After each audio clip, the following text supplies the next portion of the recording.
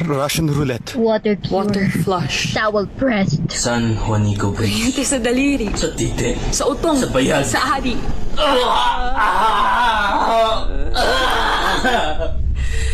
Piniringan ako sa Naghahataw mata. ako ng baril sa dibdib. Sinampal-sampal Sa ako. sikmura. Sa Kaliwat binti, kanan. sa ulo. Aray! Hinatawang magkabila akong tenga maraming beses. Walang katapos ang Sunod-sunod. suntok. Walang katapos ang sipa. Ulit at untog ng ulo sa pader. Ginahasa ako. Ginahasa ako paulit-ulit. Hulubaran ako. Tinapat nilang hubad-hubad kong katawan sa aircon. Binartolina. Pinaupo. Inagis mula sa Hinigapan bintana. nila ako sa Tinapon yelo. mula sa lumilipad na Ininom helicopter. ng uriatic acid. Pinatay. Pagbukas mo ng telebisyon,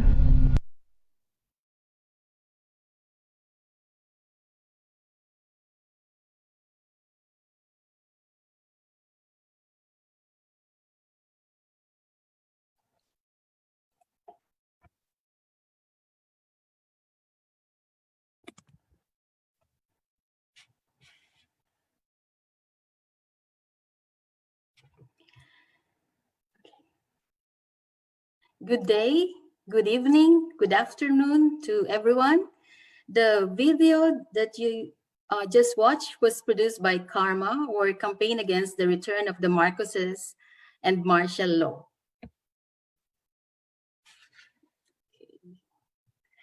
Campaign Against the Return of the Marcoses and Martial Law is actually envisioned as a campaign network encompassing martial law victims, civil libertarians, peace and freedom advocates, and militant groups which have their roots in the anti-Marcos dictatorship movement in the late 70s and early 80s that resulted in the historic 1986 EDSA People Power Uprising that toppled the dictator and led to the exile of the entire Marcos family. We are going to watch the rest of the video after the two speakers' presentations. Well, first of all, I'd like to introduce myself. My name is Mel Baltasar. I'm the chairperson of Migrante Australia. Fortunately, I live in Perth, which means that we have the same time zone with Manila, or in Manila. And because we're starting at 9 p.m., or supposedly at 9 p.m., we are hoping to conclude at 10:45 Manila time. Well, tonight's webinar, with the title Stories from Martial Law Survivors Among Filipinos Overseas and Their Continuing Struggle, is actually organized by Migrante International to provide a space for stories to be told based on the personal accounts of those who experienced being arrested without warrants, jailed indefinitely without charges, experienced different forms of tortures, and even witnessing loved ones and friends being killed by those in authorities. But more than the sufferings that are equally important are the stories of arousing, organizing, and mobilizing people that led to the ouster of the dictator Marcos and subsequently led to the ouster of another regime of former President Joseph Estrada. Before I introduce the first speaker, I just would like to remind you that the webinar is also being broadcast via live stream through Migrante International FB page. So you can, tell your friends and kababayans later on, and you could also watch the recording through in the MIFD page later. Okay, let's move on. I'd like to call now our first speaker. Our first speaker is one of the founding members and former chairperson of Gabriela Australia. Currently, she is the coordinator of Education and Research Committee of Gabriela Australia. She's also an active bilingual health educator of Multicultural Center of Women's Health and a very active advocate of social justice and human rights. I'm pleased to call on our first speaker, Malu Logan. Malu, you're okay?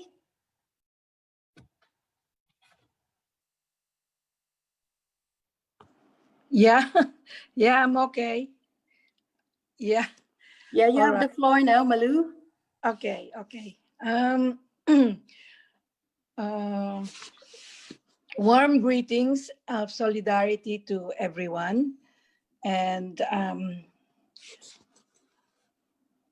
every time I recall martial law, Marcos martial law, my heart would beat faster. I breathe faster. I sweat and feel goosebumps all over my body for about 20 seconds.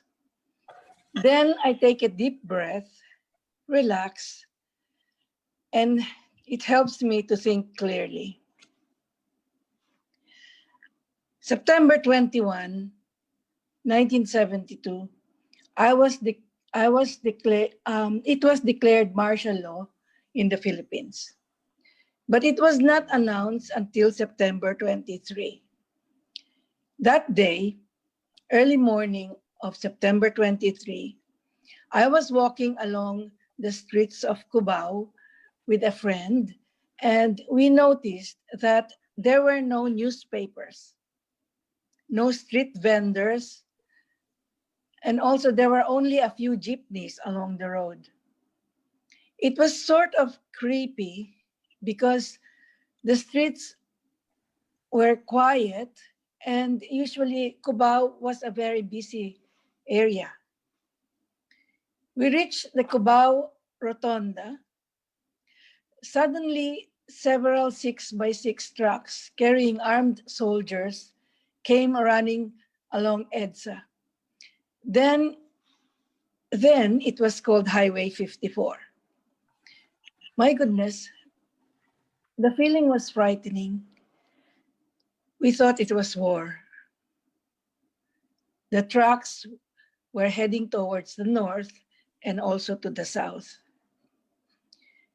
My friend and I separated and immediately went home. As soon as I got home, the television was on and there was Marcos declaring that it was martial law and restrained everyone to follow the rules and observe the curfew hours. The hours were, if I remember correctly, I think the hours were from 6 in the morning till 10 o'clock in the evening in the cities, but it was shorter in the rural areas. I packed enough clothes for me to go back to Central Luzon, where I was living at that time. Because I took 2 years of medicine, but dropped out because of too much asthma, I then volunteered to be a medical health educator in local health clinics in the countryside. In Central Luzon, I got married and lived in this area then. And the reason I was in Cubao was because I was pregnant and I went to have a prenatal checkup. I reached the house, but my neighbors said not to go in because there were military soldiers in it. So I went to a barrio where I regularly conduct health education. The barrio was surrounded by armed military soldiers.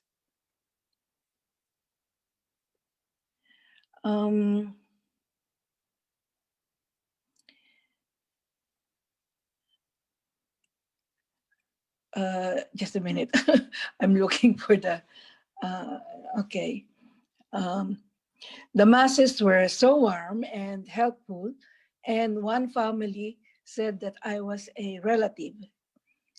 3 armed soldiers were inside the house where I stayed in. It was nearly the deadline. It was nearly the deadline of the curfew hour. And excuse me, it seems my computer is, it was nearly the deadline of the curfew hour.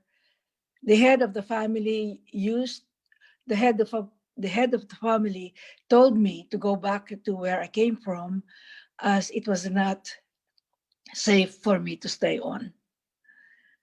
He got me out quietly and borrowed a jeep to bring me to the bus station.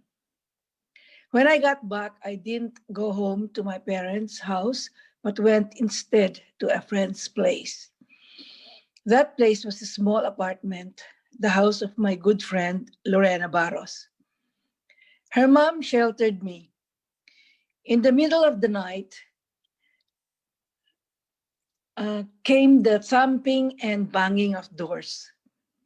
The doors opened and 3 soldiers barged in and went up the stairs into the room I was sleeping in and pointed the Armalite to my head, forced me to stand up and go down.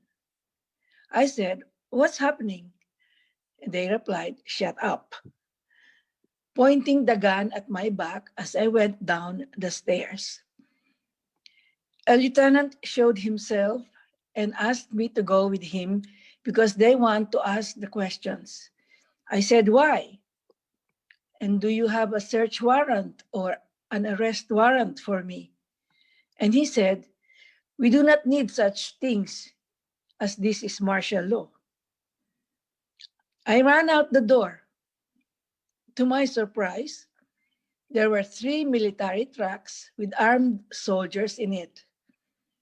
There was also 1 black car, to which I was forced to ride back with a military officer. Oh my gosh, was I that important? What did I do? That was October 11, 1972, 2 weeks after the declaration of martial law. At Camp Crame, I confronted General Olivas. He asked questions like, what was I doing in Central Luzon? And I actually answered him respectfully about the health education work I was doing. It was tedious. The interview took 3 hours and it was repetitive, and I noticed I was bleeding. I said to the general, "Whoops, I think I am having a miscarriage." He got scared and told his minions to send me to the camp clinic. I stayed 1 week with 2 soldiers on guard by the door. After a week, I was placed in a small room with 5 other women. Most of them were writers, and 1 was a nurse. It actually was a small office room with 3 double beds. The room was part of a big or large military gym inside Camp Crame. There was a small window where we can view the various congressmen also detained as well. It was also the time of the Constitutional Convention, when all these congressmen, when martial law was declared, were arrested and detained in the gym. There were lots of them. We stayed there in the small room for a month until we were transferred to another area in Camp Crame, where we joined several other women activists. New women were detained every day, some very angry, others simply were against or were aghast that they were detained. We formed close friendships with the women we were with. Most of them were poor. So we formed small groups sharing stories. Some of them were balut vendors doing handcrafts to sell and the like. They told stories of how they would sacrifice to eat only once a day and save another meal for the next day. Later, we became study groups. The 5 of us, college-educated women, alternated in giving them a study on Philippine society and revolution by Amado Guerrero.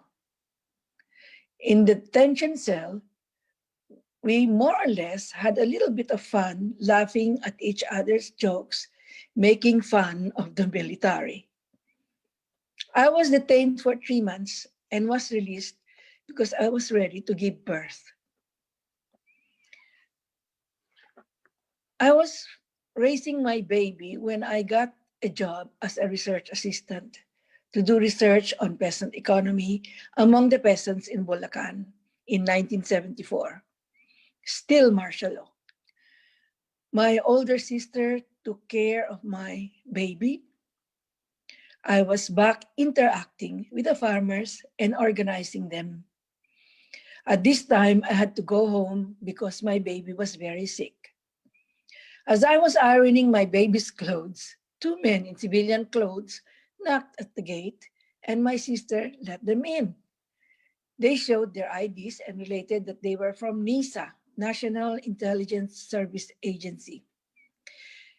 Well, foolishly, I went with them to Camp Crame. I could have refused to go with them, but I was not thinking because I was so nervous. And so I got detained again, this time at the 5th Security Unit in a very small room with 2 double beds with 3 other women.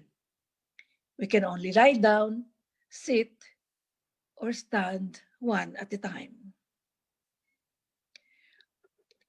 When I was there, I was woken up several times every night in the middle of the night to be interrogated endlessly. It was a grueling experience. I was released after a detention of 6 weeks, only because my brother was colonel in the army and he intimidated the major in charge at the time. I continued my involvement in the struggle as an organizer and educator, implementing a literacy program in the Cordilleras. I migrated to Melbourne, Australia, 1984.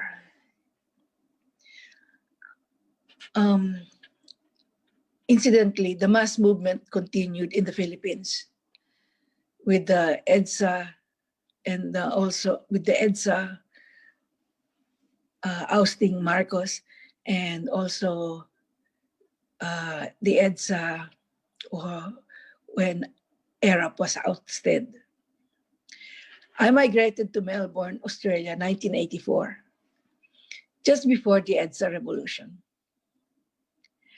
While here, I never stopped being involved speaking about the socio-political situation in the Philippines. The situation of Marcos' martial law has continued to this day. It has worsened. Extrajudicial killings and arrests, red tagging, and whatnot, here and there, is still happening. But we are still continuing our struggle. So the fight for social justice and the human rights continues. Long live international solidarity. Thank you.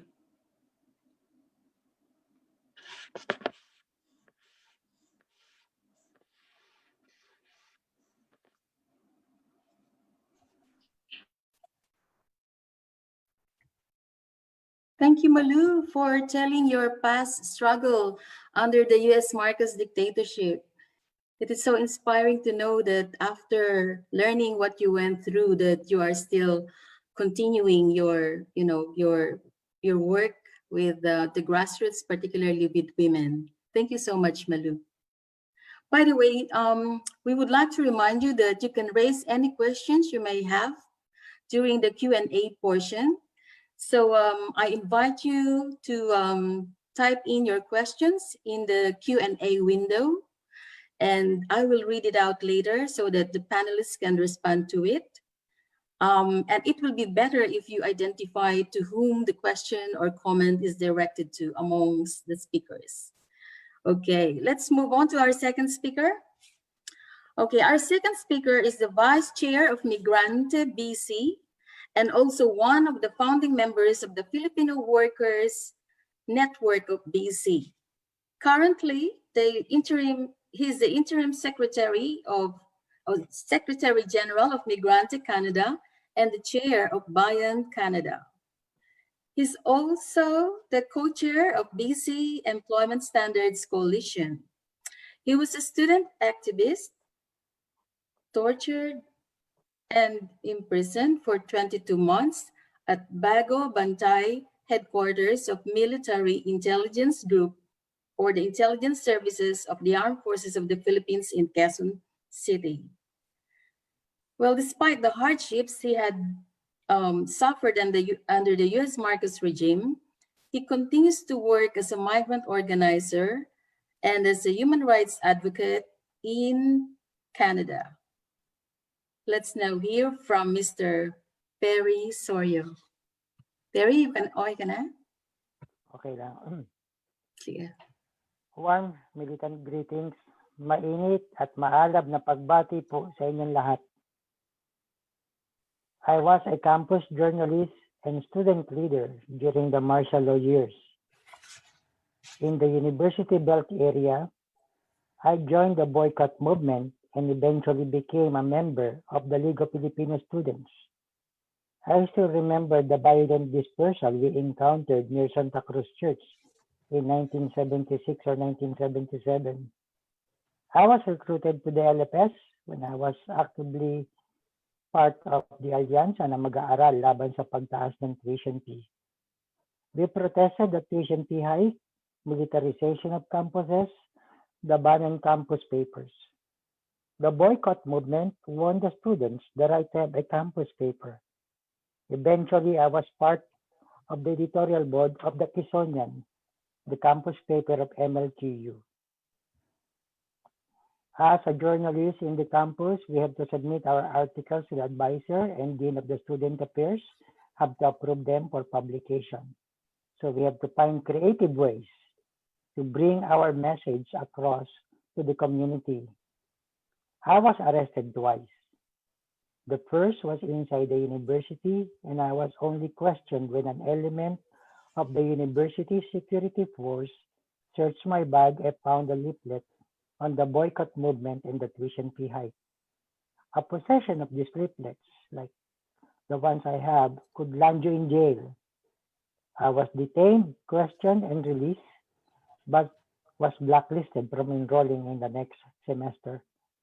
I had to bring my mother to the university and sign a waiver that I would not become an activist. My next arrest was in April 1982. I was arrested in the Loma, Quezon City by the elements of the MiG-15 Intelligence Services of the Armed Forces of the Philippines. For almost 2 years, I was detained in Camp Bago Bantay on EDSA.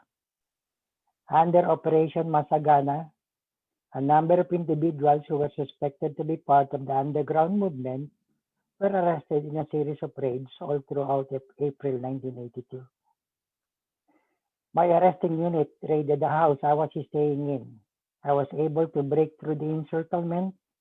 I was able to run and take my firstborn son and his babysitter to my mother's house. My wife at that time was in Bicol. When I went back home to take more belongings, plainclothesmen have completely surrounded the house. I locked myself inside the house, and after a few hours, they came in, broke through the door. I was hiding in the bedroom of the second floor of the house. I opened the door and introduced myself. They took me down, and I saw so many men with M16 rifles searching every part of the house. They said they were searching for the AK-47 and want to know where I hide them. I told them I knew nothing about that. They took me back into the bedroom where a person whom they called Captain was sitting at the center of the room. He shouted, "Hubad! Putang ina ka, ididibing ka namin ng buhay." I stood in front of this person and answered questions. Then he told me to dress up. They blindfolded me, took me in a vehicle. I was able to loosen my blindfold, and that gave me a chance to see the feet, shoes of the people who questioned me. With the recollection of the voices of these people and their feet, I was able to put faces to them. When my blindfold was removed, I was told I was in a safe house. I was asked to write on a piece of paper my name, rank in the underground movement, and the organizational structure of my unit. As I was writing, armed men would come in and out of the room, so I was staying. There I saw the other people. One of them was my friend. I told them she was not involved and knew nothing about the underground movement. Every time I was interrogated, I would tell them she's innocent. A few days later, she disappeared. When I had my first visitor, word was whispered to me that she was eventually released. On my first night of captivity, I was offered pinakbet for dinner and beer. As I was eating, the interrogation started. Whenever I could not answer the question or refused to answer the question, they would slap me. I was told to sleep on top of the conference table, and I was told to be ready for a very hectic day ahead. When I woke up, I was questioned again and beaten up. I was as if I was an officer in the underground movement. The government had put a price on people who were arrested. So if you're a member, the price was small. That is why they forced you to admit that you are an officer. Afterwards, I was brought into an interrogation room for tactical interrogation.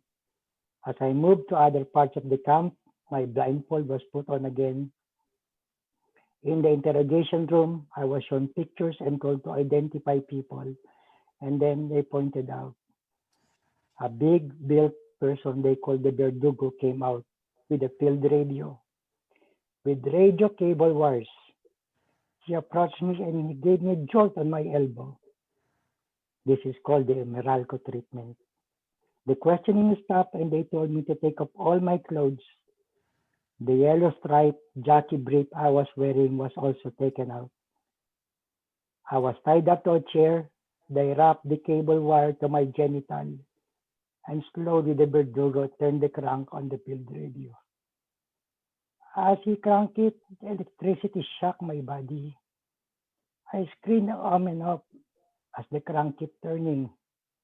They started pouring water over my body. Ito po ang nawa sa treatment. Tama na po, I keep on shouting. The electric shocks got more intense. I screamed. They stopped, and one guy picked up my brief and stuffed it into my mouth. I was prepared to die. They stopped and took out my brief again. They wanted to know were their names and things that couldn't be found. The time there were 20 armed men who just came from a raiding operation and did not find anybody. They shouted, "Speak up or we will kill you now." The torture continued for an hour until I could no longer breathe. I was hoping I would collapse and die. But they stopped and continued questioning me and threatened me with further torture. After 2 weeks, I was allowed to have a visitor. For several years, even after my release from prison, I would be attending the court trial. I was charged with rebellion with 4 other detainees. Our group was known as the Bago Bantay 5.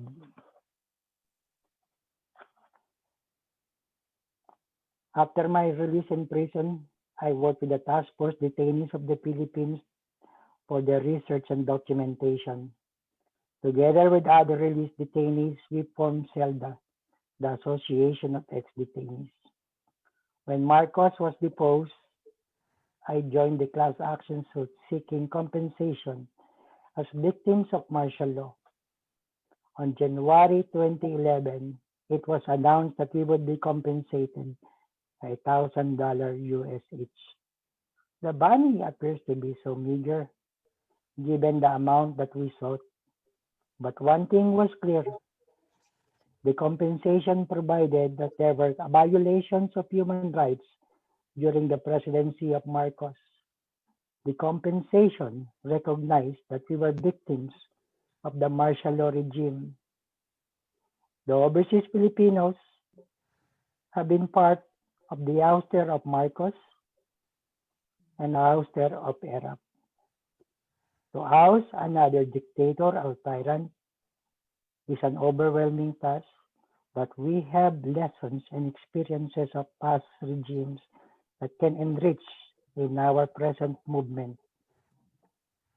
We should continue to fight for justice and peace because nobody should be imprisoned for their political beliefs. Maraming salamat po.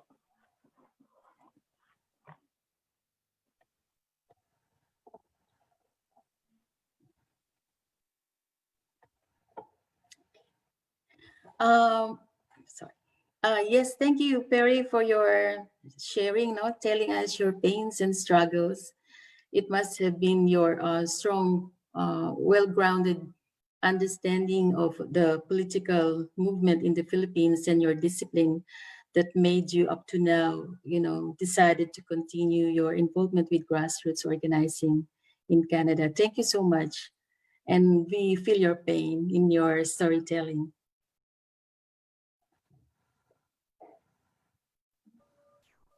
We'll start po in 1 minute.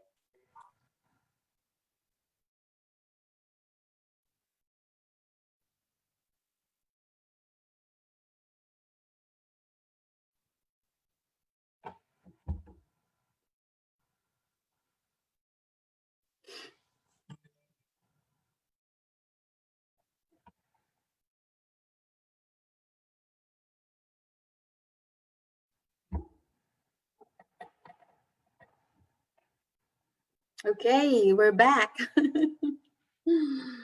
Okay, I think we're going to continue watching the video by Karma, the campaign against the return of the Marcoses and martial law video. We've watched 1 minute of it. I think it's kind of like approximately 5 minutes. So we're going to see now the last or the rest of the video clip. Thank you.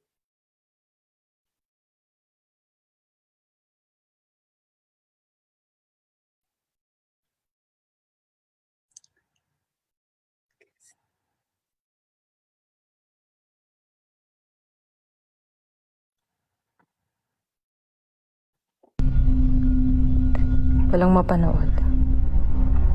Maging sa radyo, walang istasyong mapapakinggan kundi static. Puro static. Pagdating ko sa universidad, ang daming Metrocom na nakapaligid. Hindi nagtagal, napag-alaman ko na yung mga klase namin sinuspinde na. Indefinitely.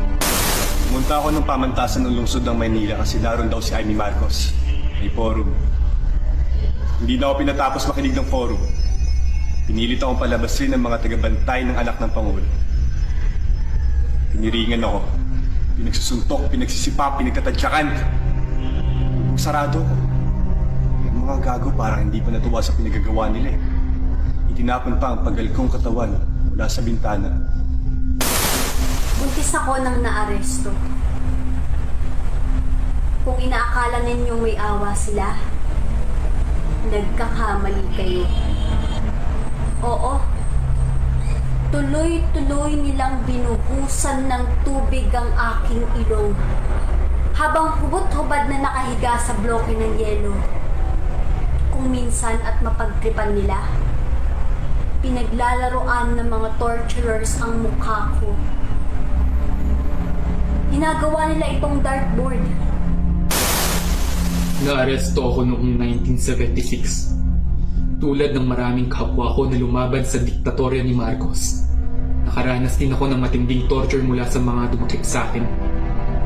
Pinagsusuntok ako, pinagsisipa at sinampal ang magkabila kong tenga.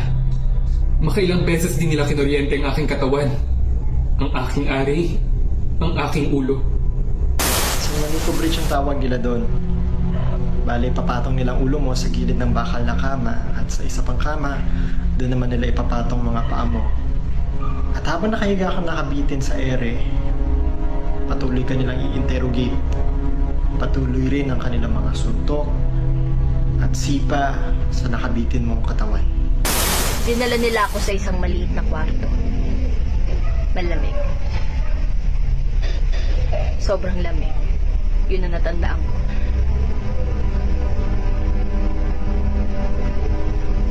Kinoryente din nila ako. Sa una, itinali nila yung electric wire sa aking hinalaki. Doon ko mararamdaman yung malakas na kuryente sa tuwing hindi ko sinasagot yung mga tanong nila sa akin.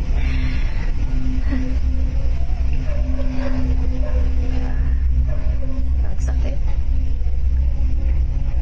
Napakasakit.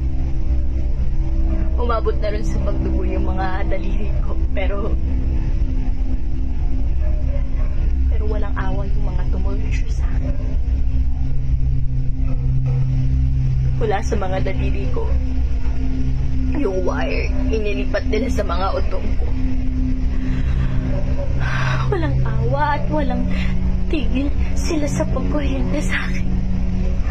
Ang buong akala ako, sasabog ako sa sobrang tindi ng pagkakakuryente. Yung pinakamalala nilang ginawa sa amin, yung mental torture. Naalala ko pa nung nandun pa kami. Ang ginagawa nila ay pinapasquat kami ng torturer. Tapos habang hawak niya yung kalibre 45 niya, iikutan kami habang nagtatanong. Tapos pupuntahin sa likod namin. Tututukan kami ng barel sa bungo. Yung pinakamasahol pa dito ay yung Russian roulette. Papakita niya sa harapan mo na ilang bala lang ilalagay niya. Tapos kakasa niya ang taikutin. Itututok sa bungo mo at ipuputok sa harapan mo.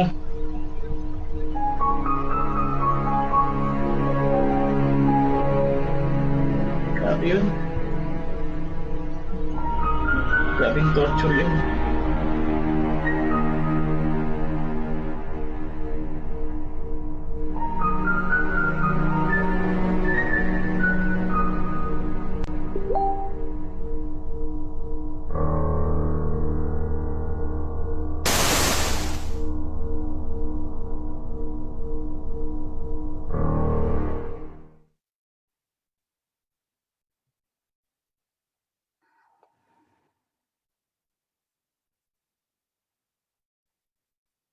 Okay, thank you, Eman, for that video presentation. We've seen so much injustices there, and I hope our panelists and the attendees aren't so much affected. We move on. Okay, our third speaker is a human rights activist who currently works as a real estate broker and film and TV producer. He is also a former political prisoner during the period of martial law under the U.S. Marcos dictatorship. I'm pleased to call on Mr. Ramon Mapala of Malaya Movement, New York, USA. Juan, when you're ready. Thank you. It's 9 o'clock. Salamat po sa Migrante sa pagsama niyo sa akin dito sa webinar na to. I was studying then at UP Baguio when I was arrested. 7 days before martial law, I was very active sa student council noon sa UP saka sa Kabataan Makabayan. So, pinuntahan nila ako dun sa boarding house, elements ng mga ISAP, Intelligence Services ng AFP, and I think IMIG. At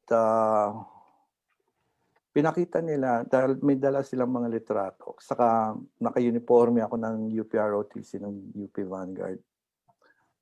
Nandun yung pangalan ko. So na-identify kagad nila ako nung umuwi ako. May mga litrato sila ng mga rallies na sinamahan ko. Minsan nagiging speaker ako doon. Tapos dinala nila ako sa Camp Gangwa, which used to be called Camp Holmes. And pinakita nila na number 7 ako dun sa OBR, Order of Battle Report ng North Luzon. So, mula doon, dinala nila kami sa Camp Aquino, Tarlac. Nilipat kami doon. Tapos doon ko nakita yung maraming political prisoners.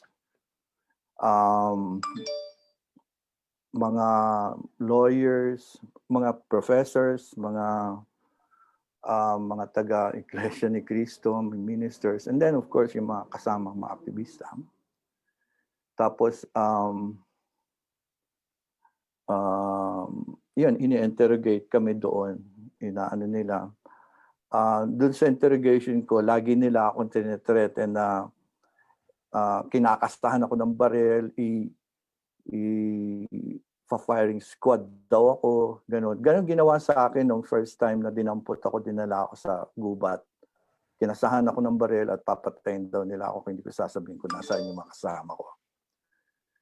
Pero ang pinararatang sa akin noon, yung lumusob daw ako sa PMA na kumuha ng mga armas na kasama si Victor Corpus. Hindi naman totoo yun dahil nandito ako sa US noon na nag-aaral ng high school.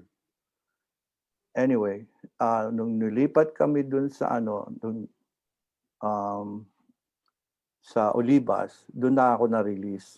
Doon ko nakilala sila, hindi naman nakilala, General Gatan. Sa Camp Aquino naman, nakipag-usap ako kila General Ramos bilang representative. Humihiling kami ng mga pangangailangan ng mga prisoners doon sa Camp Aquino. Sa Camp Olivas naman, yung mga ibang mga kasama na nahuli sa Northern Luzon, particularly sa Montañosa or mountain regions. Nakita-kita kami sa Camp Olivas sa Pampanga. At doon na rin ako pinalabas noon. Kaya yun nga, naalala ko yung sinabi ni General Gatan sa akin na wala kayong karapatan dahil martial law. You have no rights. So, iyon, pagkatapos lumipat ako dito sa US at hindi ko makalimutan yung episode ng buhay kong yun dahil lumaki ako at pinag-aralan natin yung mga batas, particularly international law, na hindi tama yung paghuli without warrant, without conviction or process, due process. Mali yun eh. Violation yun ng karapatang pantao. So, nagsama-sama kami. Tinawagan ko yung mga aktivista rito na naka-exile dito sa US. Particularly yung mga miyembro ng KM. At pinag-usapan namin magsampa ng kaso ng human rights violation. Kinuha namin yung isa sa mga pinakamagaling na lawyer. So habang nakaupo pang presidente si Marcos noon, sinampahan namin siya ng kaso. Yung unang sampa, natalo dahil pumabor yung judge. Sinampa nung lawyer namin sa Hawaii. Natalo dahil sabi ng judge, immune siya dahil presidente siya and he's still sitting president. Hindi pa nung nagkakaroon ng people power. Anyway, nung natapos yun, sabi nung lawyer namin, Melvin Belay, isasampa uli niya, i-appeal niya sa regional court, sa Court of Appeals. So sinampa niya uli doon. Long story short, 2 beses kami nagpunta doon sa mga individual plaintiffs kami, hindi ako kasama doon hindi kami kasama sa class action. Tapos there's another group na American Civil Liberties Union na nagsampa on behalf of GMS and yung kapatid niya. So 3 pinagsama-sama. Long story short, nanalo yung kaso. Kasama pa yung kaso, hindi naman kasama pero kasabay nung kaso yung sa Kabataang Makabayan kay June Trajano. Saka yung sa Buddha, lahat yung ginawa sa Hawaii. Tinanong ko yung lawyer namin, Ba't yung ginawa dito sa, di kayo nagsampa kayo dito sa Hawaii? Kasi yung tinatawag na tort law, ito yung batas na kahit na ito mangyari sa labas ng jurisdiction o sa labas ng state ng Hawaii, pwede nilang itry sa Hawaii. Tulad ng mga pirates noon, ng mga pirata. So that's one of the reasons kung bakit doon sinampa. Nagkaroon yun ng malaking award, 1.2 billion award, yung compensation saka yung ano yung isang, anyway, nahabol yung mga pera niya, assets niya sa Switzerland, saka dito sa New York. Pero nag-claim din ng Philippine government. So, nirelease nila yung sa Switzerland, saka dito sa New York. O, yung sa Switzerland muna, provided that 25% goes to the victims of human rights. Anyway, nangyari yon, tapos matagal, tapos kinurakot pa ni Gloria yung pera. Recently lang nagbigay ang Philippine government na reparation sa mga victims last year, no. And then yung sa Hawaiian yung mga members ng class action suit nakakuha rin ng indemnification. So kami hindi hindi pa kasi namatay yung lawyer namin. Anyway, pagkatapos noon,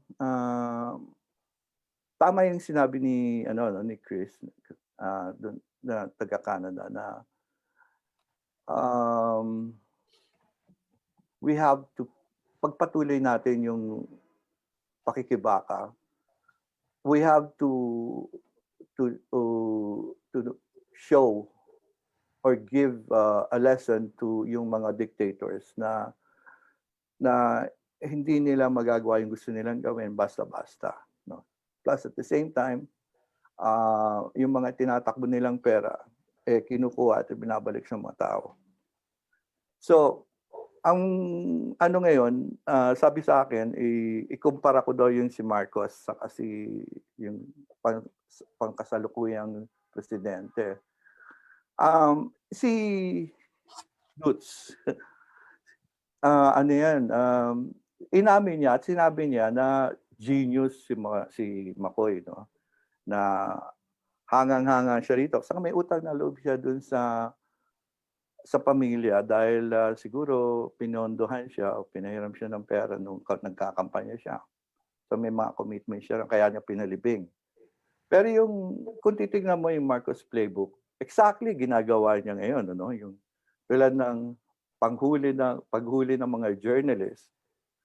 Alam natin yun. Nung si Marcos noon, hinuli niya sila Tony Sumel, sila Saturo Campo, pinapatay niya sila Mijares, etc. etc.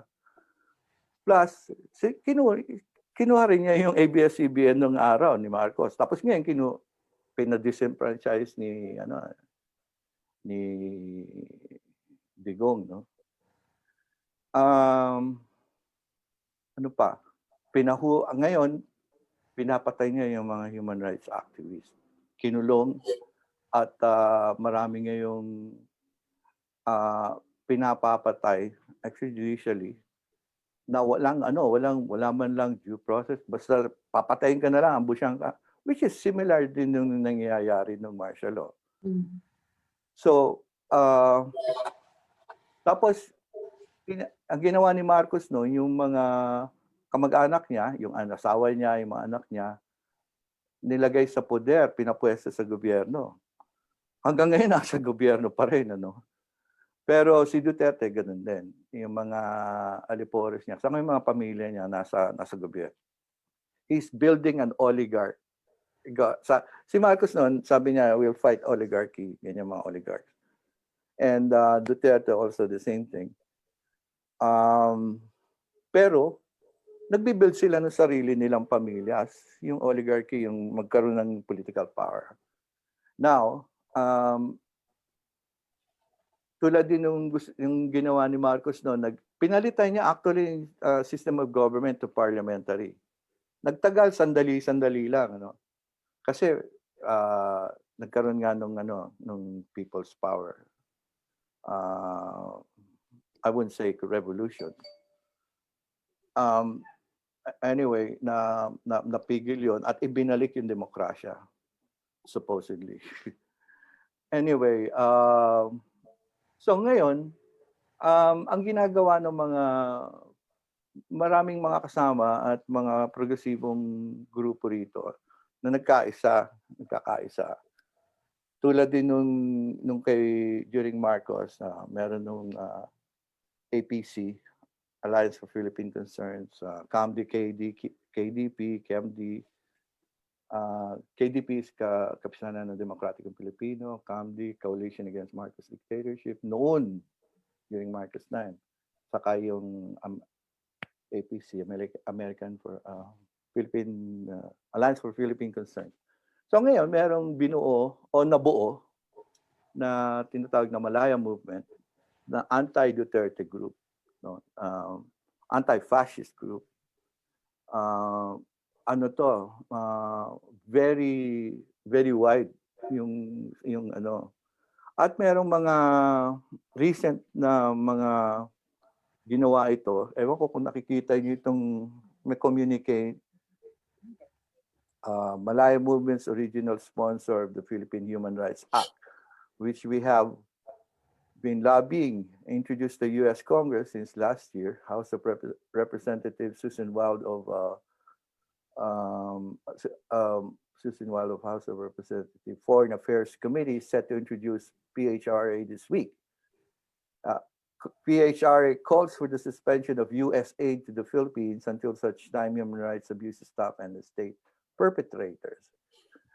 Malaya Movement also supporting International Coalition of Human Rights in the Philippines to lobby in the United Nations Human Rights Council, which is meeting this month in Geneva, to put on its agenda the review of adoption of the investigative report on the Philippines conducted by the U.S. High Commissioner on Human Rights, Michelle Bachelet.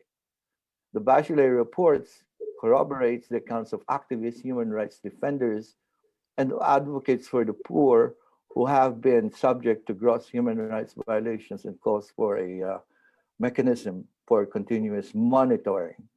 And lastly, last June, Malaya and IC, International Committee on Human Rights in the Philippines, in the U.S., lobbied to U.S. Congress to condemn the anti-terror law, the result of which 50 U.S. Congress representatives signing into a letter of the Philippine government to revoke the anti-terror law, which garnered reaction from the Duterte government official. According to some of their officials, inamin nila na naunahan dito. Saka may mga lobby group dito. So this is just part of the pictures na last year na nagkaroon ng summit sa Washington DC yung grupo ng Malaya Movement. May ibang na nagpunta sa Congress at naglobby nung yung killings, human rights violations sa Pilipinas.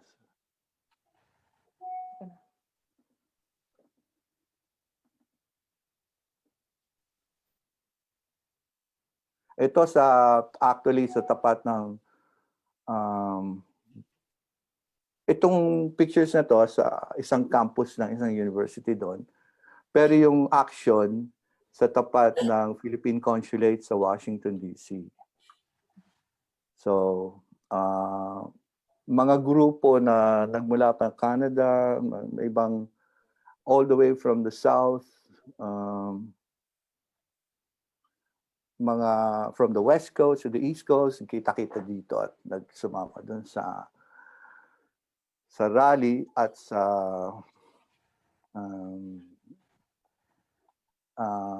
lobbying sa Congress. So patuloy pa rin yan. Ilan nga nung sabi ni Congressman Neri. Alam mo, Mon, We survived Marcos. We survived Estrada, Arroyo, and Arroyo. Sino pa si Duterte? Of course, we can survive Duterte. So patuloy ang laban. Okay, maraming salamat po. At kita-kita. Maraming salamat, Mon, sa iyong mga sharing. Siguro, bibilisan natin ng konti para marami tayong mapag-usapan dun sa Q&A portion. Ano? Also, I'd like to remind the participants to type in your questions po, Tagalog or English, dun sa Q&A questions. O kaya mamaya pwede rin kayo mag-raise ng hand ano, sa Q&A. Okay. I'll call on our fourth speaker. She's a full professor of sociology and history at the University of the Philippines in Cebu. Currently, she is a research fellow at the Université Catholique Louvain-la-Neuve in Belgium, a very active and militant spokesperson of Karapatan, Central Visayas. We are pleased to introduce our last speaker, but not the least, Professor Phoebe Zoe Maria Sanchez. Phoebe, when you're ready.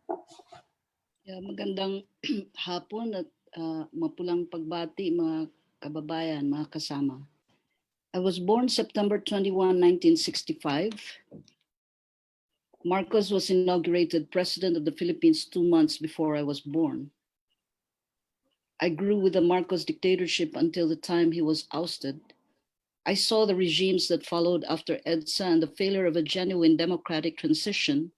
And lastly, I witnessed how Duterte came to power and established his murderous regime, consolidating the landed and comprador classes of society against the poor, the deprived and oppressed Filipino citizens. I would like to share my experience as a social activist at a subnational level, like Cebu province in Central Visayas, during the Marcos regime. Cebu is opposition country practically because of the Osmeñas.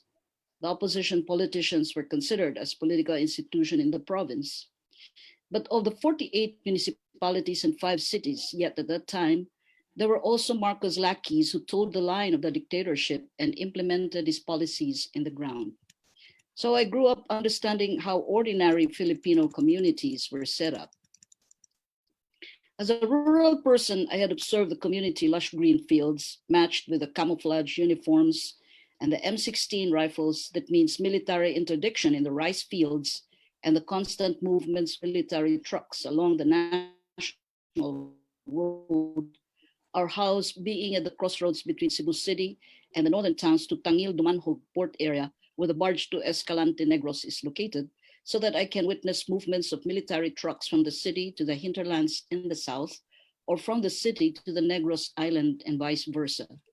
In other words, what is prominent during our time is that the declaration of martial law saw greater deployment of armed state forces, the AFP.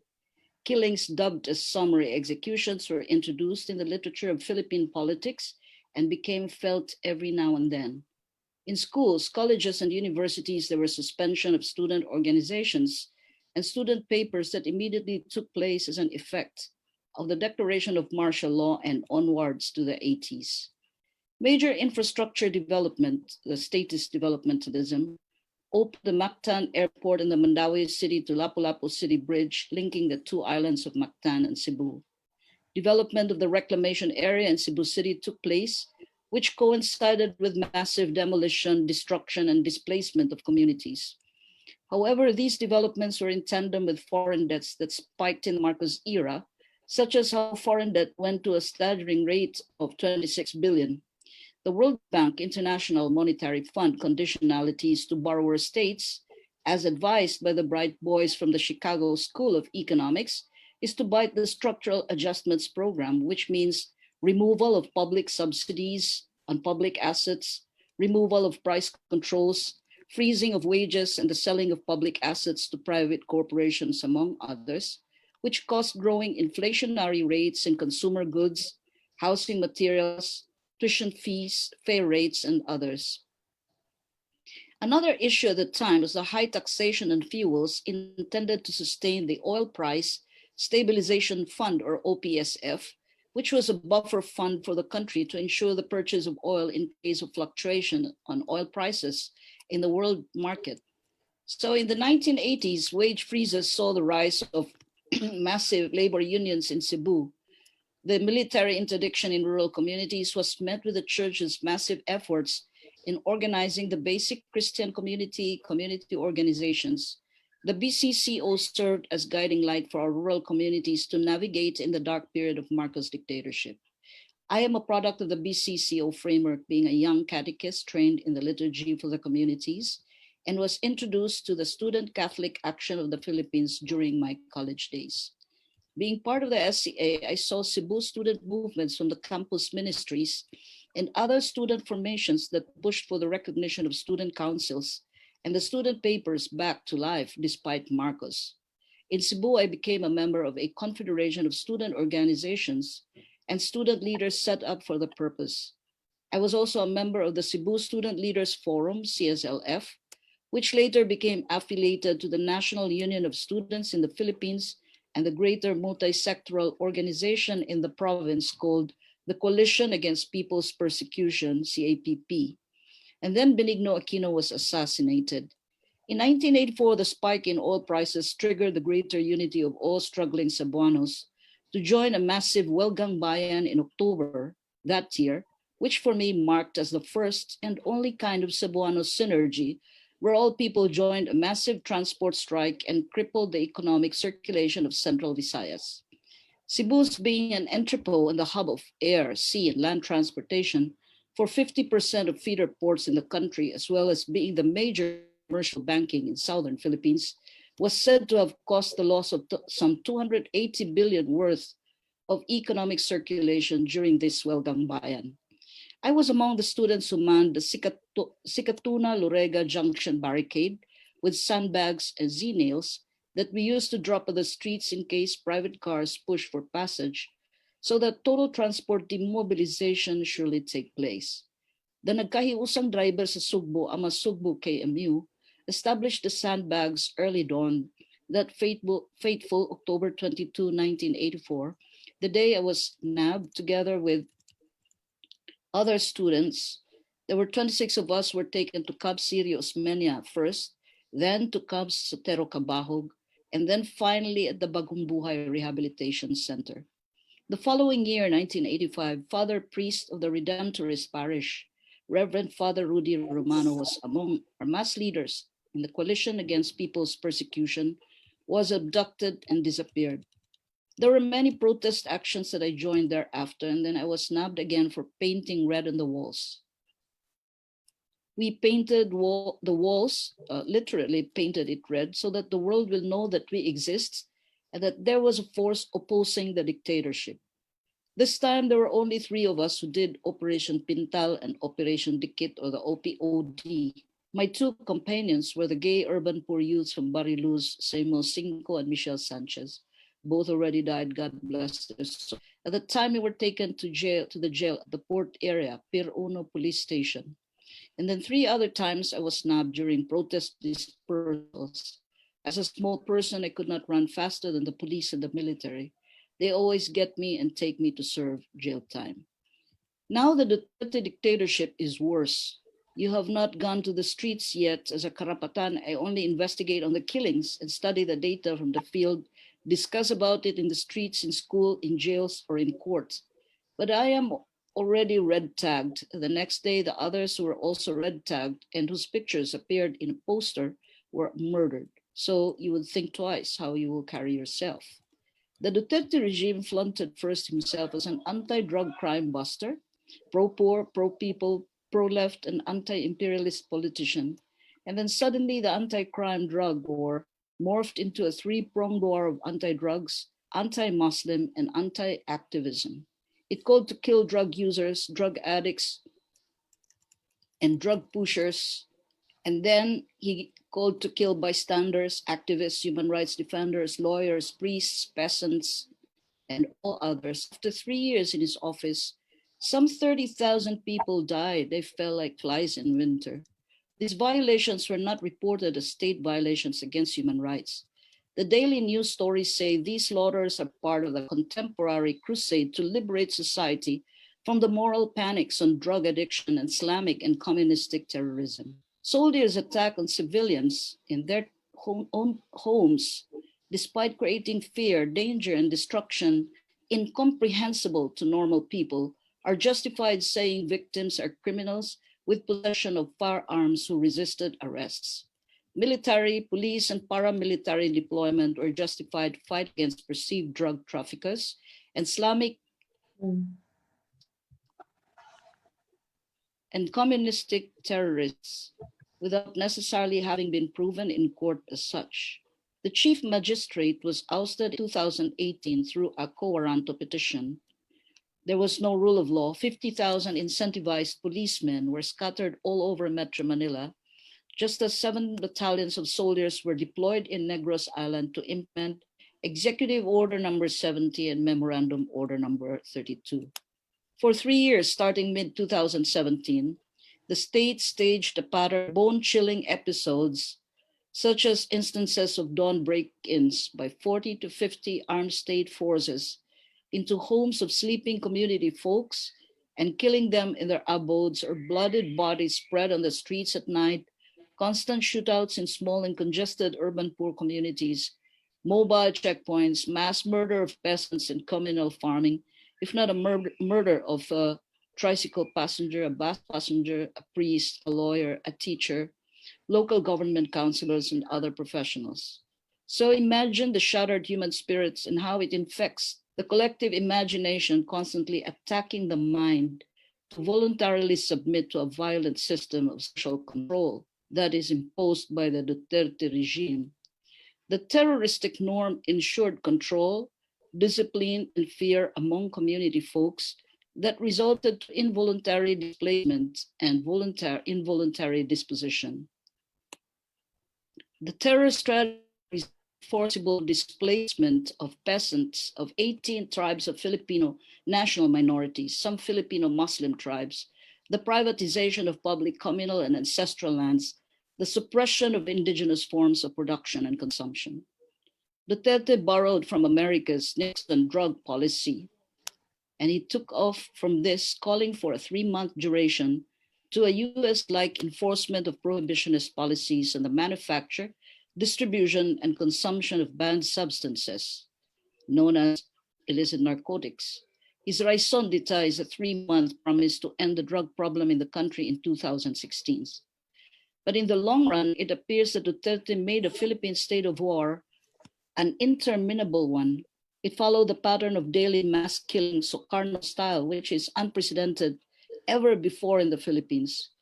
Duterte's periodization also makes clear how the nature of warfare changed and heightened in the course of 3 years. The problem is that when one scratched the top layers of implementing actors and implementing agencies in the Duterte wars, one can find the same actors and agencies who played a modicum of EJKs and human rights violations also in the previous regimes, from Marcos to the last Aquino, or to the regimes prior to Duterte.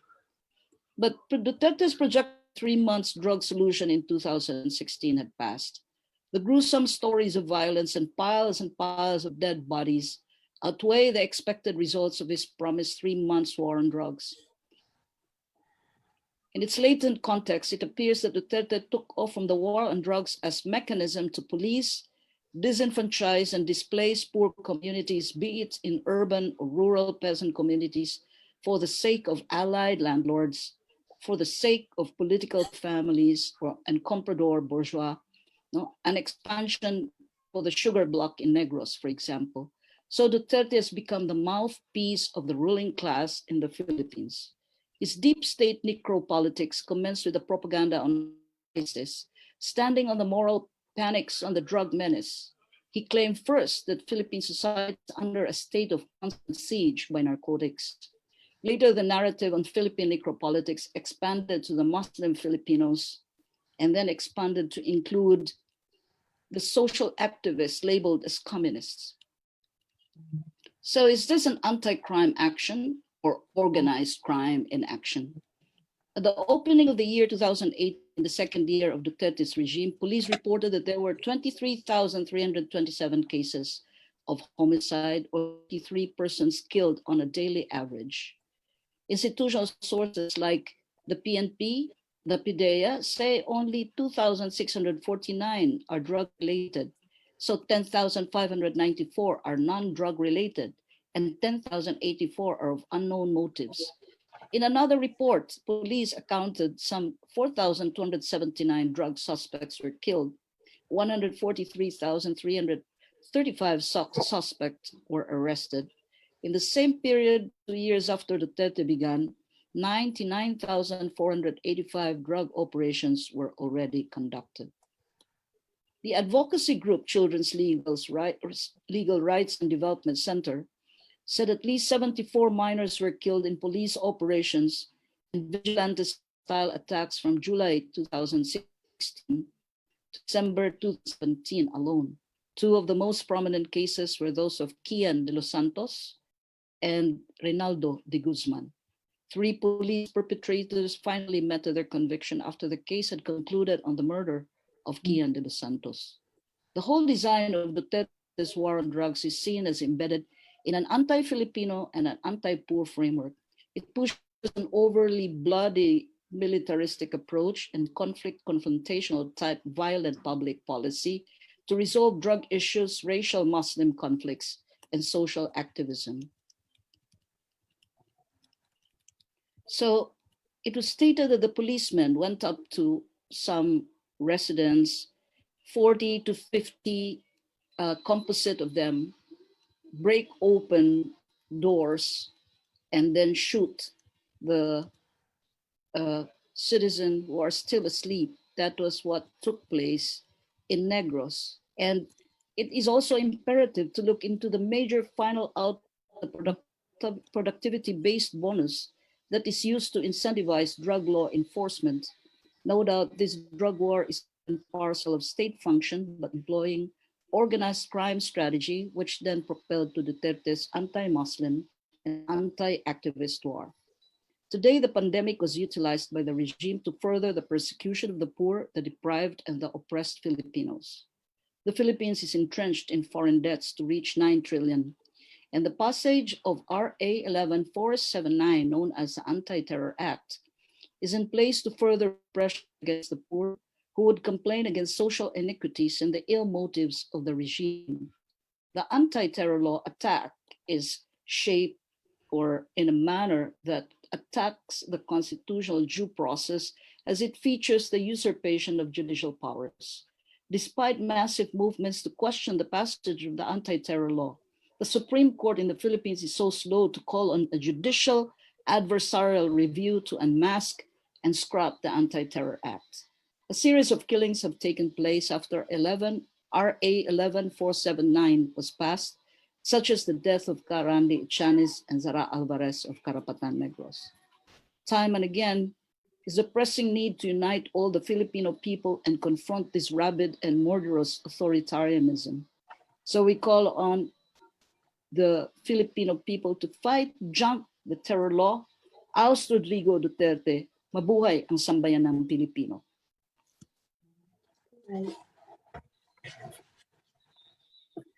Maraming salamat, Phoebe. At ngayon po, binubuksan na natin ang Q&A. Meron po tayong isang question dyan. So, for those who were late in coming in, you can type in your questions dun po sa Q&A window, or you can raise your hand, no? Maybe we can also pakita na natin yung ibang mga speakers. Okay, I'll go straight to the first question. I'll read it out. This is for Phoebe. My question is directed to Phoebe. I'm just wondering if you are involved in the case we filed against Duterte in ICC for his violation against human rights. If so, any update about it? Thank you. ICC is still going on. The procedure is still going on. As far as I know, last October, the presentation of the JMC, the presentation of all the cases were undertaken. And then the UNHRC, or the United Nations Human Rights Commission, has reported and made a consolidation of all the crimes that were committed under the Duterte regime. So we're still waiting that result. But that is with Attorney Edre Olalia. That's as far as I know.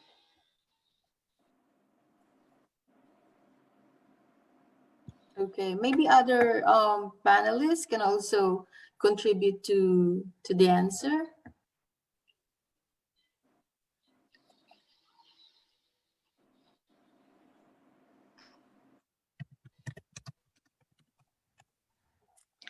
Okay. I am not familiar with what Phoebe was saying, so I can contribute. Yeah, and maybe with Wilma's question, there are many information with the Karapatan. So they always update us with the current information there. I myself, I'm reading, you know, kind of like on a daily basis, but I'm not in a position to, you know, tell you what exactly are the, you know, updates, but I can forward you the link to Karapatan, no?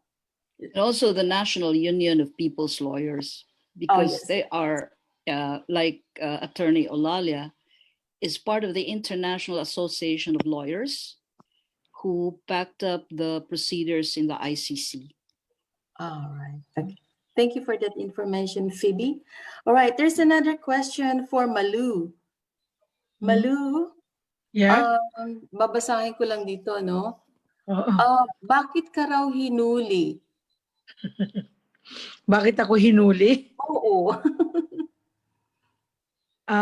Aktivista ako, tapos yung asawa ko aktivista rin. Palagay ko siya ang gustong hulihin. Okay. So nasangkot ka, Malu, parang ganon. Parang ganon pero ba? parang kasama na rin ako doon. Parang kaming dalawa. Pero mas malaki ang patong sa kanya eh. Meron siyang patong sa ulo eh. Oh, magkano patong, Malu? What do you mean by patong? Patong as if pag nahuli siya or papatayin siya, yung ganon? Pag nahuli siya, merong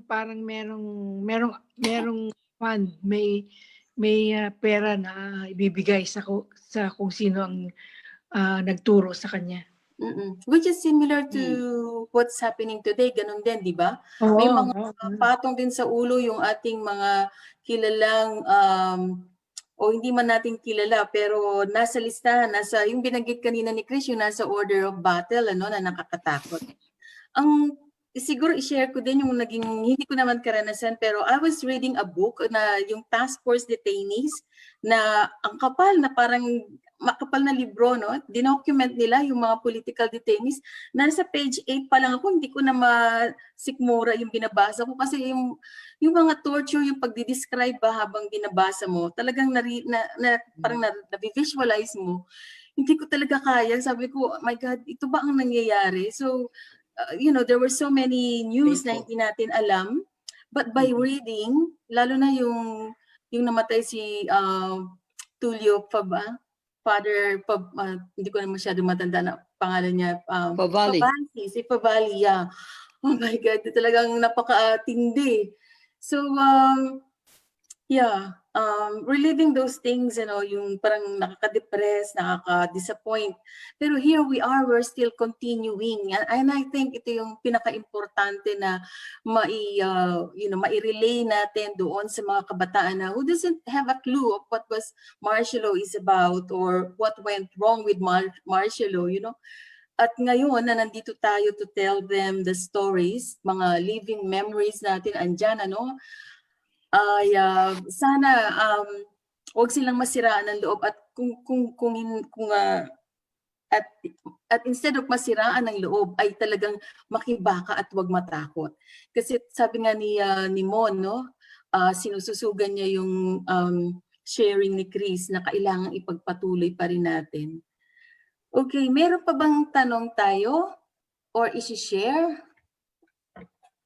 Magdadagdag lang ako sa kung ba't ako nahuli.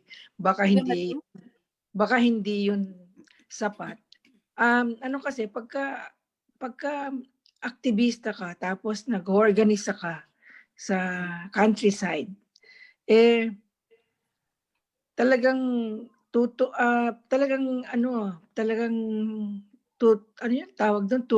talagang the military or the soldiers may have, I don't know what kind of information they have, but they will really pursue you. Ganun yun eh. So, ganun ang nangyari. Talagang martial law. That's how horrendous martial law is. Yeah.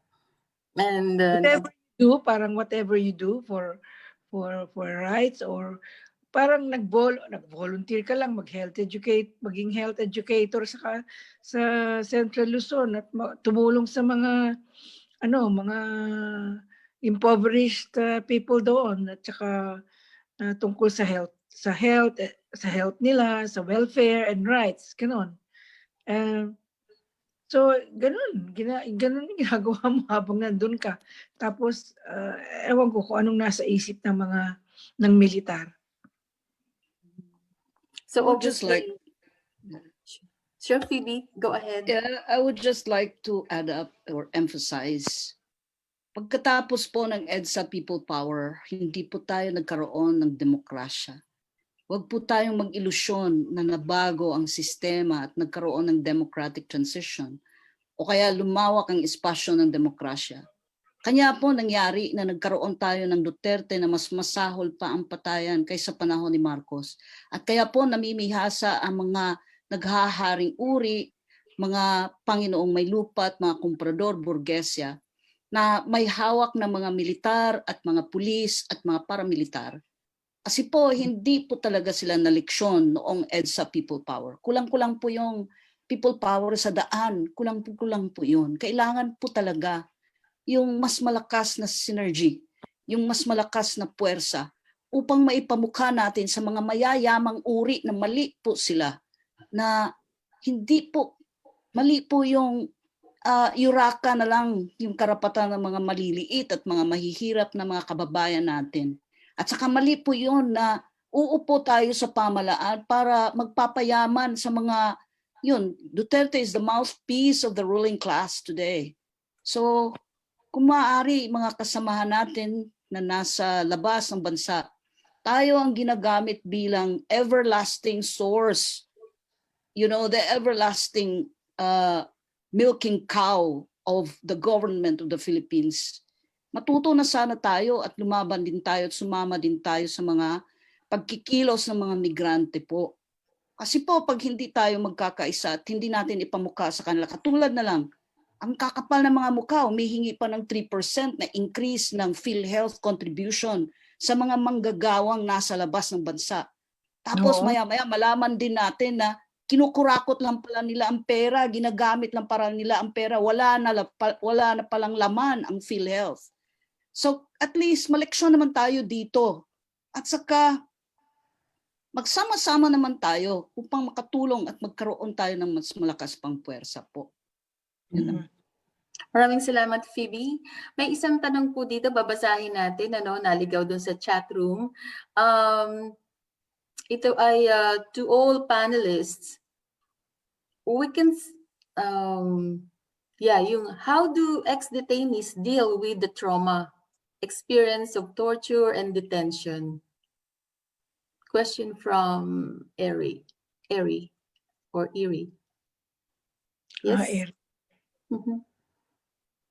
Mel, share ko yung aming kaya nga natin tinayo ang selda.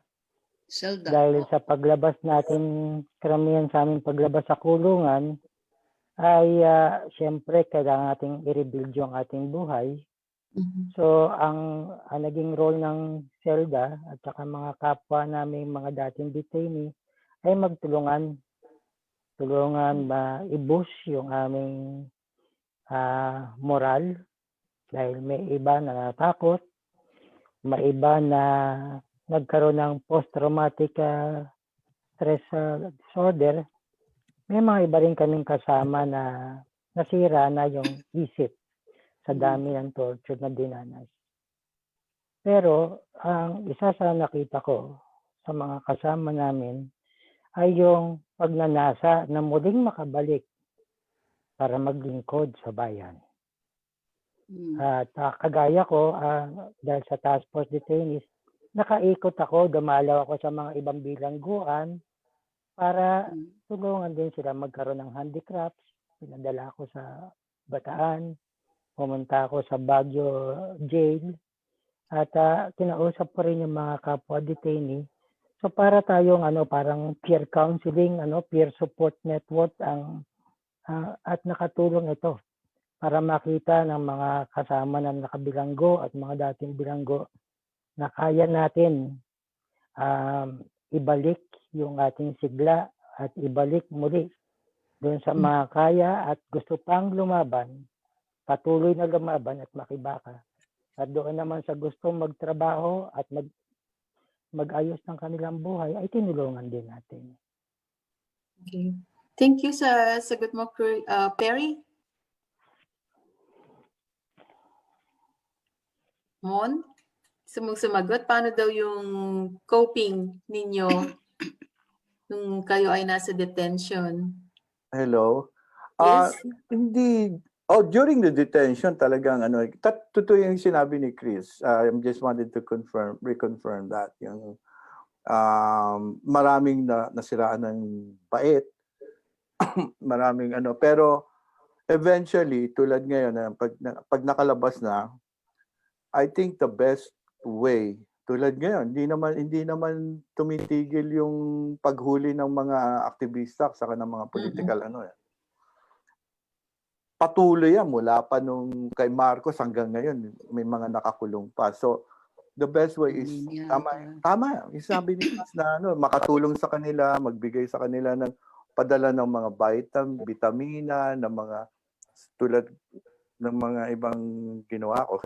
Padala ako ng mga sports equipment, mga basketball, mga chess, whatever, na paglilibangan nila kasi nanggaling na kami doon kung nandun ka sa loob, na tayo pala, kung nandun ka sa loob, talagang wala namang activity doon kundi magbasa ng libro. Hindi ka naman pwede makipagtsikahan doon dahil you remember during that time, walang mga cellphone, saka mga computer noon na pwede kang libro lang noon, saka kapag ka, kasi may mga ibang tao doon na hindi mo kilala, hindi ka naman pwede mag-buhos na kung ano-ano.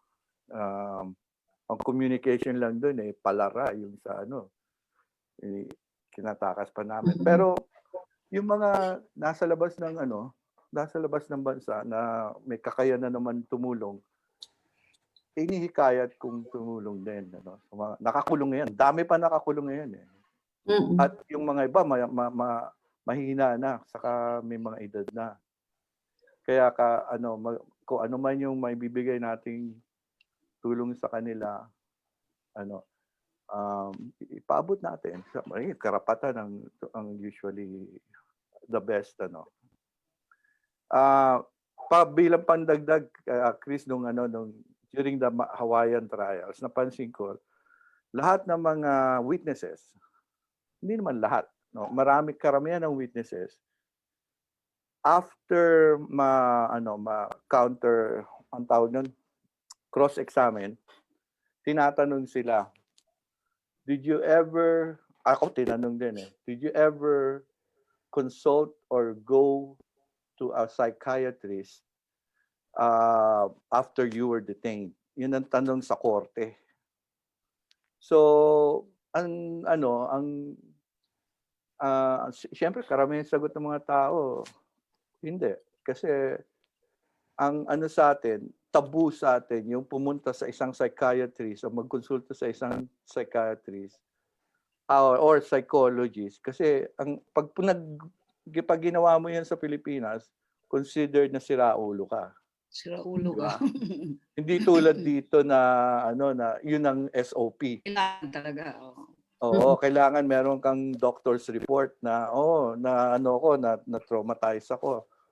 Noon, during the trials, tinanong yun. Kaya ewan ko kung na-explain ng isang witness na XD rin. Kaya yun lang. Okay, maraming salamat, Mon. May isa lang akong... sure. Sa Malu. palagay ko, yung support network ay mahalaga. No? Halimbawa, simula na lang sa pamilya, support sila, no? Support na sila.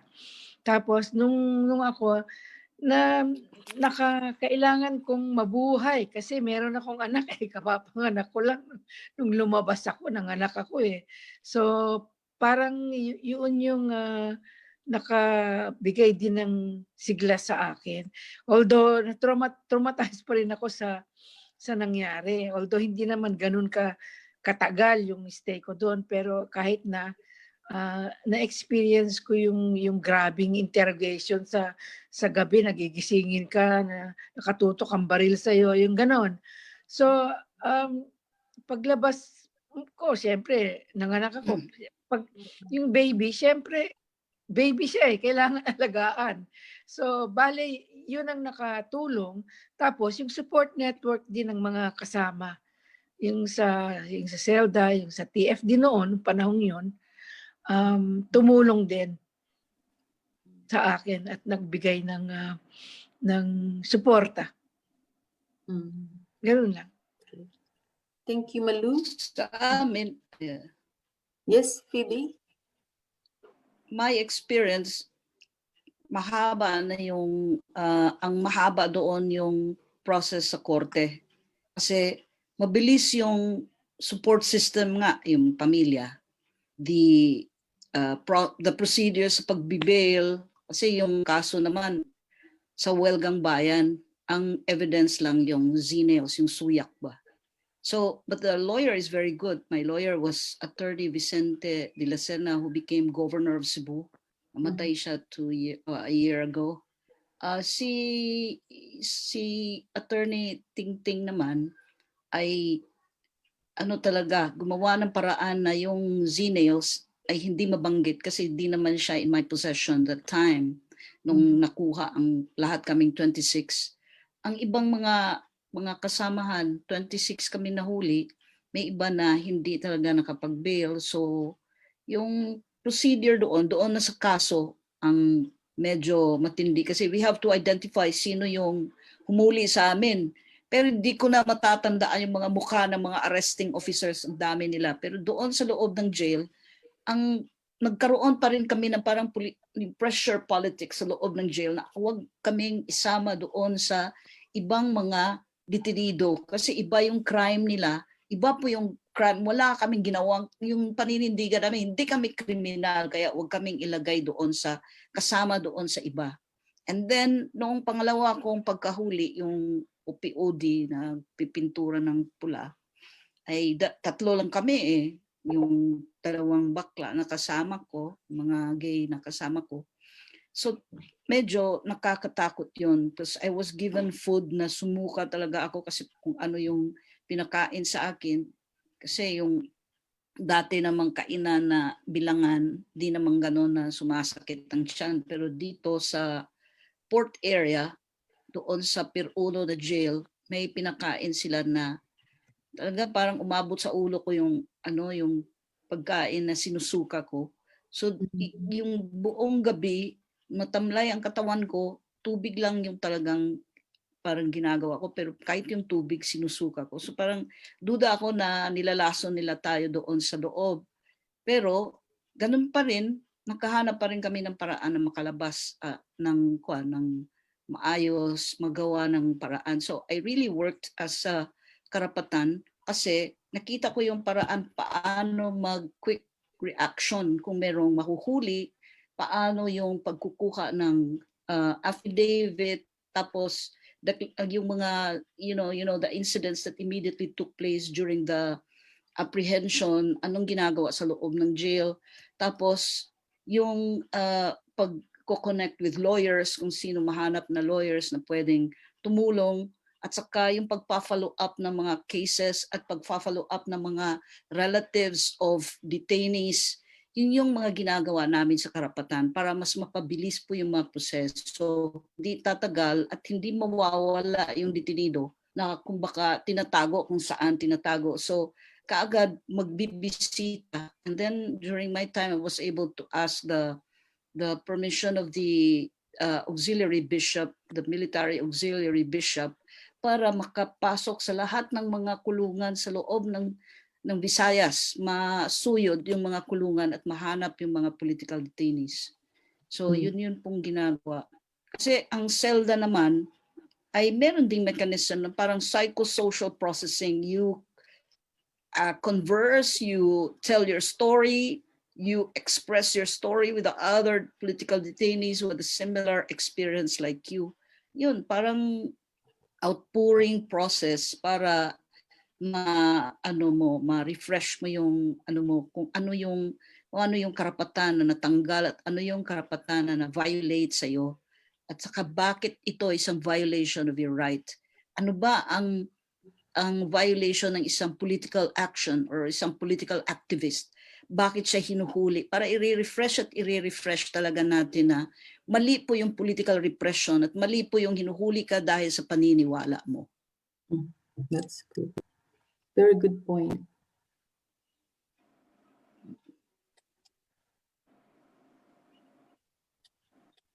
Okay, maraming salamat Phoebe sa sharing,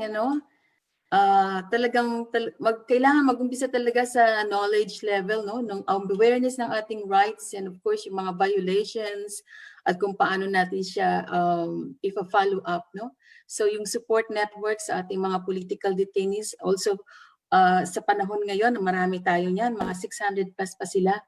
At tama kayo, kailangan yung extension hindi lang doon sa mga tulong financial or something, but more importantly yung advocacy na makawala na talaga sila doon because they don't consciousness sa due process. Yes, to be there. Consciousness sa due process. Meron pa po akong babanggitin dito, isang panawagan po, no, ni Eri to visit Malaya CA to see the various times on September 20. If you have relatives or friends in Canada, please invite them to sign up. Marami pong salamat. Okay. So, i-wrap up na po natin yung ating webinar.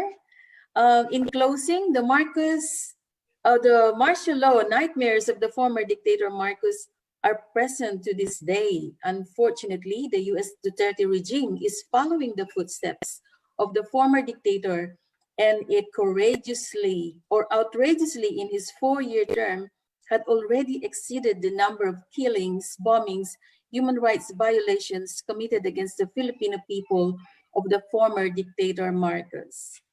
The recent signing of the law of the Anti-Terrorism Act can be considered as a virtual martial law because of its draconian and questionable provisions that even contradicts the Bill of Rights of the current constitution, according to law experts led by the National Union of People's Lawyers, among others.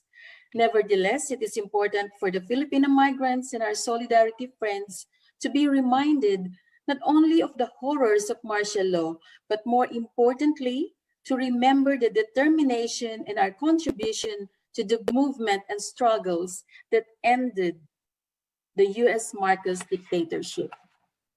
Migrante International will continue to arouse, organize, and mobilize our sector, the overseas Filipino workers, land-based or sea-based migrant workers and their families, and will continue to resist the fascist rule of U.S. Duterte China regime towards the building of a national democratic society. I'd say, long live the Filipino people, long live international solidarity.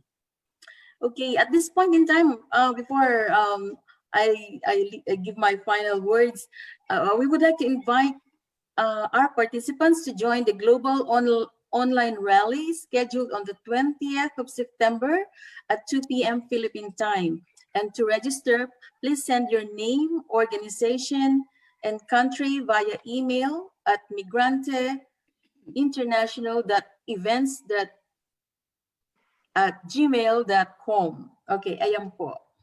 Okay, I'd like to thank all our attendees to our webinar. Maraming salamat po. You are 58 kanina dyan, ano? Maraming salamat sa inyong pananatili at meron pa tayong 51. Very good. And of course, sa ating kay Ramon Bultrons, the Deputy Sec-Gen ng Migrante International at saka si Iman Villanueva, yung section ng Unifil Migrante Hong Kong, mga ka-team natin ano, sa paglulunsad ng webinar. Maraming salamat sa inyo. At syempre sa ating mga panelists, kay Malu, kay Phoebe, kay Ramon, kay Chris, maraming salamat sa inyong mga sharing, no? At hindi lang po ito ang huli nating pagtatagpo, no? Magko-continue pa rin tayo at yun na nga po. Nagsisimula pa lang muli tayo. Maraming pong salamat sa inyong lahat. Taas na po, makibaka, walang takot. Huwag matakot. Hanggang sa tagumpay. Maraming salamat po. Mabuhay. Mabuhay kayong lahat. Mabuhay. Sige po.